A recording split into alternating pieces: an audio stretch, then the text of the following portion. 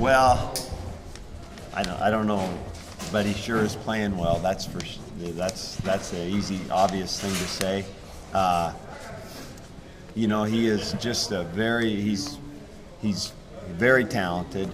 He's very driven, and he's very, very savvy. He gets it, and that's because he cares, and he spent a lot of time with football in his life. I mean, this is not an accident.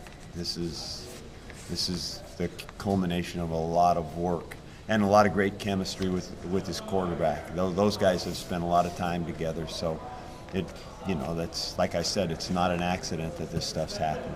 Talent aside, what Sean says what sets Brandon apart is just his seriousness and his willingness to work hard. Oh, absolutely.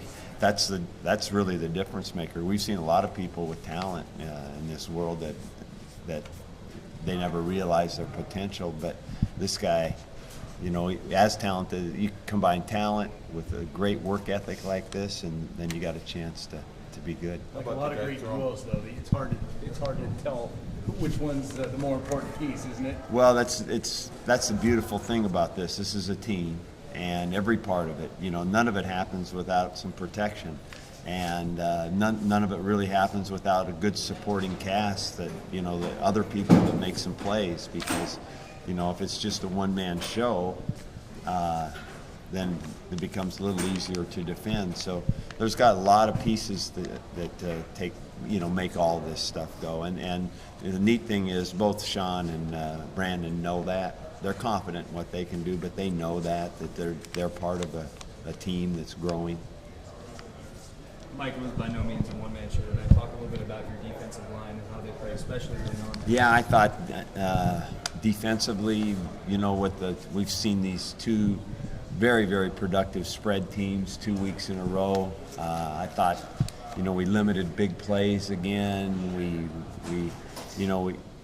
They're going to gain some yards. They're going to make some completions. But I thought we tackled, we ran to the ball, we forced turnovers.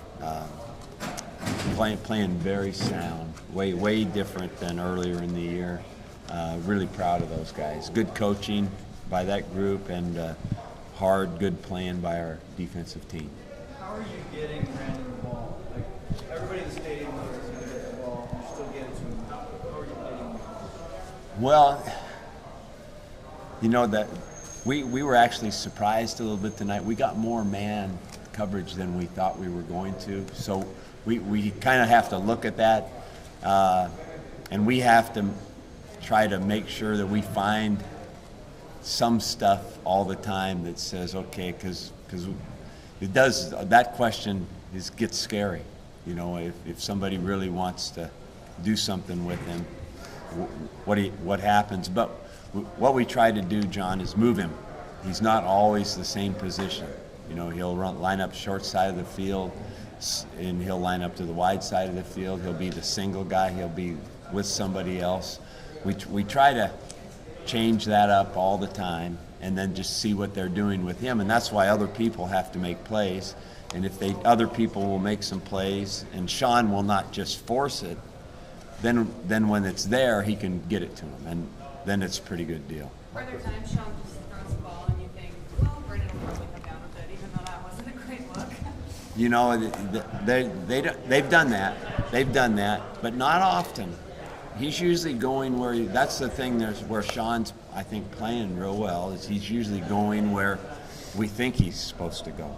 That's the worst thing as a coach when you've got a pattern called, you see the coverage, you think the ball should. You're just looking for it to go here, and then there it goes. That's when something's not right, and that does not happen with these guys very much with Sean. So that's pretty neat. You guys hit bowl eligibility. What is that? I'm glad to be bowl eligible. Now let's see which one we can go to. I think it's great. Absolutely excited about that, and now it's our job to just raise the bar and see what we can do. And it's really important. This team has been fun, and we learned a real good lesson early to just stay in the moment, just play the games, because if you all of a sudden you don't play well, you lose. And I think these kids like to play, they like to prepare, and they know that they got to just play one game at a time. So that's the world we're in. We're excited about the next step, see what we can do. Mike, you were operating without Connor Hamlet tonight, but both of your young tight ends, Smith and Clute, they put up some pretty good production. What do you think about that? Pretty good. I thought we, this will sound, I'm not just saying this, I thought we were pretty sloppy in the first half of the game tonight. I really did. I thought that there was some stuff that was, it just wasn't real clean. We were jumping offside. But yeah, they stepped in and made some plays, and I think it was good for them, and hopefully they'll be better next week. And I don't know if Connor will be back next week, probably not. You talk about jumping offside, some of the little miscues and stuff. How important is a game like this for getting that experience into your young tight end so that that doesn't happen in the future? Well, the thing that's a little interesting, these guys have played. It's not like, just we play 2 or 3 tight ends a lot of times all year long. So it's not like they were brand new to being in the games. So there wasn't really any excuse for it. Quick thoughts on Stanford. They coming off a big win over Stanford is so talented, and what Stanford has done with their team is they've got a good running game. We all know about that. They've got those big tight end type wide receiver, whatever hybrid guys, and they're throwing the ball down the field and they're making some unbelievable plays. So their balance of run, pass, down the field, all that is hard, and there's no doubt about it, defensively, they're the most athletic group that we will have played. And so we've got our work cut out for us, for sure. Coach, you recently had a running back from Pittsburgh commit, Harris Ross. I can't talk about any of your Mike, just want to ask you real quick about, you guys have been road warriors. It's got to feel good now to be heading I'm home. proud of that. Yeah.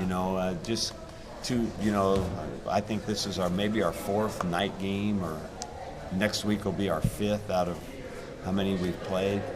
And I'm proud to go on the road two weekends in a row, playing at night and winning.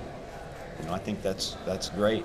And we try to talk to our kids about the fact that, hey, it doesn't matter, but I think it does. I don't think the league should put us on the road 2 weeks in a row at 7:30 at night. It's hard on these guys. So anyway, but I'm glad we won, and I think that shows a lot about our kids. Brandon says he's angry still week 1. Yeah. It should be 7-0.